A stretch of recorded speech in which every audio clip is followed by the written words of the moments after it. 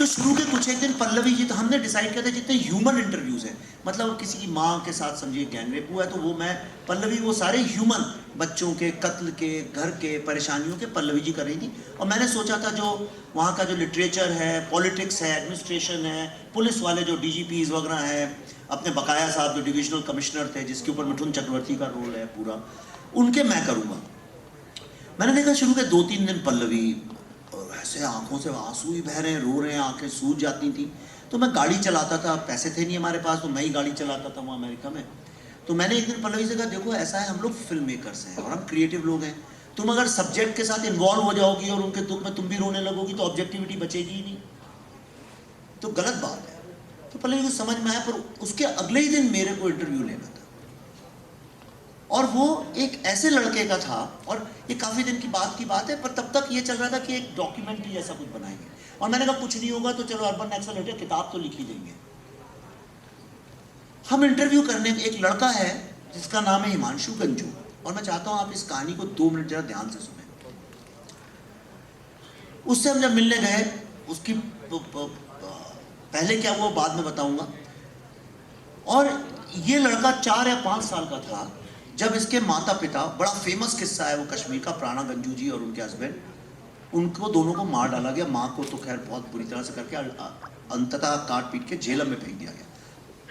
नानी, तो ये पिताजी जो थे बड़े, उनको राजेश खन्ना बोलते थे वहाँ पे कश्मीर में, बाल बाल जुल्फें थी, स्कूटर चलाते थे बजाज का। तो बड़ा जब माहौल खराब हो रहा था तो दोनों बच्चों को, लड़का जो 4-5 साल का था, उसकी बहन 6-7 साल की थी, नानी के घर छोड़ दिया सोपोर में, और बोला मैं शाम को आऊँगा तो मैं लेके जाऊँगा।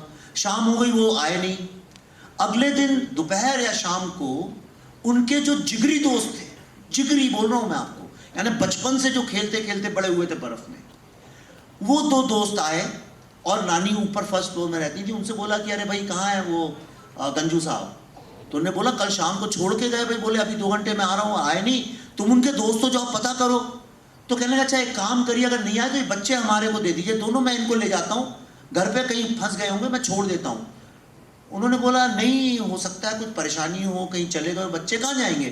कहने लगे वो नहीं मिले तो हम रख लेंगे अपने घर पे।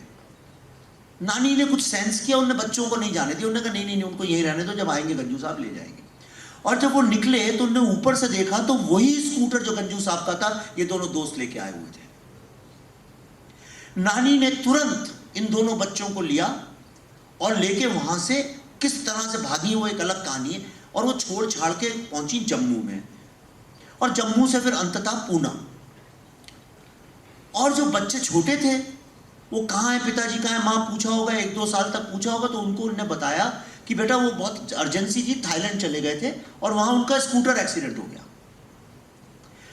7-8 साल का बच्चा धीरे धीरे इस बात से एडजस्ट कर लेता है, चलो माँ बाप का एक्सीडेंट हो गया, प्यार तो उसे नानी का मिल ही रहा था। और नानी ने कहा बच्चों को सिर्फ पढ़ाना है, और उनको खूब पढ़ाया। वो लड़का जब 19 साल का हुआ तब उसने अपनी बहन या नानी की ड्रॉर एक दिन कभी कुछ ढूंढते हुए खोली होगी, इंजीनियर बन गया था, 19 या 20 साल का रहा होगा पूना में। तो उसमें उसको कई सारे न्यूज़पेपर की कटिंग्स मिली, और उसमें जब उसने अपनी मां का विवरण पढ़ा तो फिर वो भारत छोड़ के चला गया अमेरिका। ढूंढ ढांड के मैंने शिकागो में उसको ढूंढा, कहाँ से बड़ी मुश्किल से कोई नहीं जानता था वो कहाँ है। 3 घंटे में शिकागो से ड्राइव करके बर्फ में गाड़ी यूं फिसलते हुए हम पहुंचे, 10-20 मील की स्पीड पे चला के। जब वो मिलने आया हमसे तो मुझे लगा हम गलत पते पे आ गए। वो तो खोल के इतना खुश, सुबह से लेकर शाम तक 5-6 बज गए, वो तो ऐसे बात कर रहा था कि जैसे जिंदगी में एक पार्टी चल रही है बहुत जबरदस्त। अरे क्या life is all about having fun, और कुछ नहीं है, ये नहीं है, वो नहीं है, दुनिया भर। और मैं बार बार उसे मुद्दे पे लाऊं, फिर मुझे लगा पल्लवी से नहीं हो पाएगा ये काम। तो मैंने कहा सुनो हमें जाना है भाई कल, और जरा बैठो बातचीत करते हैं। उसकी बीवी बगल में बैठी हुई थी, जो वो 12वीं से उन दोनों की दोस्ती थी, बाद में शादी हो गई, तो 20-25 साल से उसे जानती थी। और धीरे धीरे बात करते करते जब उस लड़के ने पूरा मुझे, वो टूट पड़ा, रो पड़ा। कहता है आप सोचिए ऐसा कौन बदकिस्मत बेटा होगा जिसको 20-21 साल की उम्र तक यही नहीं पता होगा कि उसकी माँ और पिता के साथ क्या हुआ। कहता मुझे इस बात का सदमा कम है कि मेरे माँ बाप मर गए, मुझे इस बात का सदमा है कि मुझे ये सुख भी नहीं मिला कि मैं अपने माँ बाप का शोक मना सका। उस दिन मैंने तय किया, वहीं पे तुझसे बात करते करते, मैं बोल रहा हूं तो मेरा गला भर आता है, उस दिन मैंने तय किया कि मैं फिल्म बनाऊं।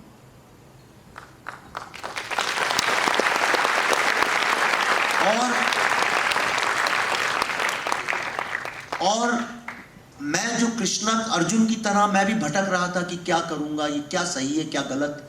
इतने साल की झूठी शिक्षा, झूठा कहानियां सुन के मेरे भी था कि हाँ ये बोल तो रहे हैं पर शायद ये पूरा सत्य ना हो, कोई एक दूसरा साइड भी हो सकता है कहानी का। पर इससे निश्चल कहानी मैंने कभी नहीं सुनी थी। उसके बाद उसने 50 बातें बताई। उस वक्त वहीं बैठे बैठे मैंने तय किया कि ये कहानी तो अर्जुन की है पर इसको कृष्णा बनना है। और इसीलिए आप देखिए फिल्म के आखिर में जो डायलॉग है, जब वो बिट्टा से मिलने जाता है तो बिट्टा जब बाहर निकलता है तो कहता है तुम्हारा नाम कृष्णा है पर तुम दिखते अर्जुन जैसे। इस फिल्म का जो हीरो है वो हिमांशु गंजू की कहानी से प्रेरित है। इसमें जो भी कहानी है, एक एक शॉट, एक एक शब्द भी मेरे नहीं है, ये सब बोले गए हैं। पल्लवी जोशी जी के कैरेक्टर का एक एक शब्द स्वतंत्र भारत में भारत सरकार के द्वारा फंडेड यूनिवर्सिटीज में बोला गया है। उसके वीडियो सारे यूट्यूब पे हैं। बिट्टा कराटे को जितने भी उसके डायलॉग्स हैं, वो डायलॉग्स उसको youth icon of the year का अवार्ड जब भारत की सबसे बड़ी न्यूज चैनल ने दिया था, वहां पे उसने बोले हैं। ये फिल्म हमारे लिए फिर फिल्म नहीं रही, ये हमारे लिए हिमांशु और गिरिजा जी जैसी कई माँओं और बेटों की कहानियों को पूरे विश्व के सामने लाने का एक मिशन बन गया। और हम यहाँ रुके नहीं, हमारा एक बड़ा लंबा प्लान है। फिर मैंने सोचा कि कितने हिंदुओं का जेनोसाइड हुआ है और किसी को पता नहीं, मुझ जैसे वेदों के विद्वान के बेटे तक को ये नहीं पता कि हिंदुओं के साथ क्या हुआ। तब हमने और पल्लवी ने इसको मिशन बनाया और आज ही सुबह हम एक जेनोसाइड म्यूजियम बनाना चाहते थे। आज सुबह ही मैंने शिवराज सिंह चौहान से प्रेस कॉन्फ्रेंस में ही बोला कि मैं मध्य प्रदेश का हूं, मैं कहीं और नहीं जाऊंगा, हमें आपसे एक पैसा नहीं चाहिए, लेकिन एक जेनोसाइड म्यूजियम के लिए एक जगह हमें आप निर्धारित कर दिए। उनने वहीं पे उसी वक्त उन्होंने वहीं पे सारे प्रेस के सामने बोला ये यहीं बनेगा। 10 मिनट बाद उनके ऑफिस से फोन आया कि आपको कहां कैसे क्या करना है अभी बताते हैं। भोपाल शहर में जेनोसाइड विश्व का पहला म्यूजियम बनेगा,